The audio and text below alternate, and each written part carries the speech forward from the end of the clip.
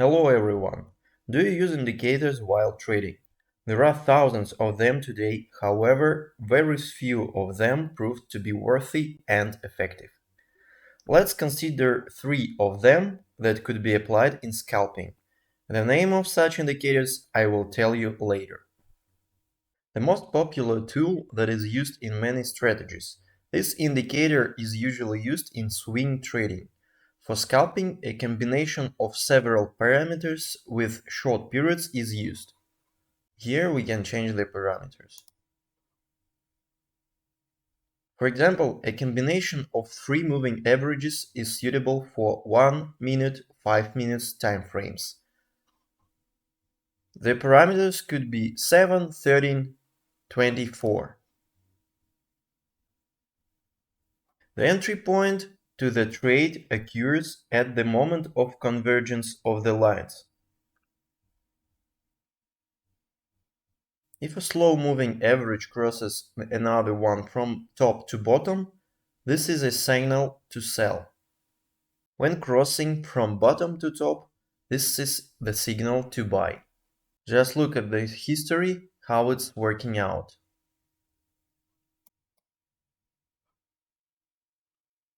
Be aware that using indicators shouldn't be your main guide in decision making. Indicators are just the additional argument for the setups and your analysis. The next indicator is usually used when trading inside consolidation. The indicator opens in a separate window at the bottom of the terminal. It looks like a simple and diagonal line, fluctuating in the range from 0 to 100. A level above 80 indicates overbought and indicates a selling opportunity. The zone below 20 is oversold, so you need to look for a buying opportunity. The trades are opened after the intersection of the algorithm lines at the exit from the key zones. Inexperienced traders often enter a trade as soon as they spot a crossover point. This is a grave mistake, because the lines cross regularly outside the overbought and oversold zones inside this range. There are many false signals in the middle of this range, so only crossing above 80 and below 20 are significant. The indicator is relevant at the time frame no lower than 15 minutes.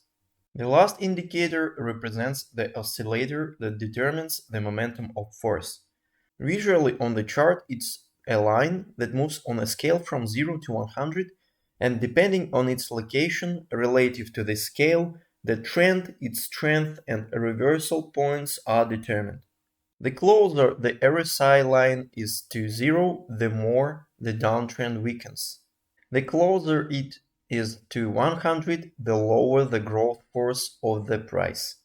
The most reliable signals that we can get applying such an indicator are divergences. Divergence is the discrepancy between the indicator and what is currently happening on the chart. There are two types of divergences.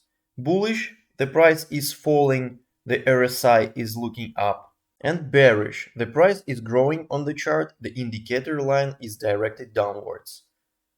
Despite the type of divergence, the price usually follows the direction of the indicator. This is the example. Here we see the divergence.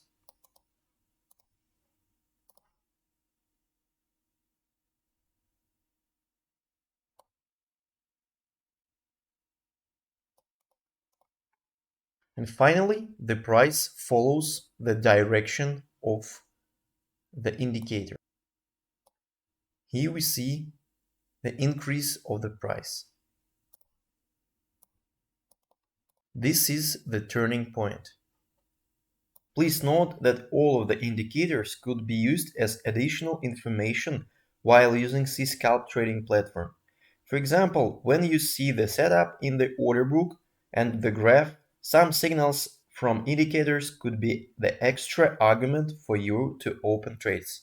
We hope the video was useful. As I promised, I will tell you the names of indicators. The first one is moving averages indicator, the second is stochastic oscillator, and the last one is RSI, or relative strength index.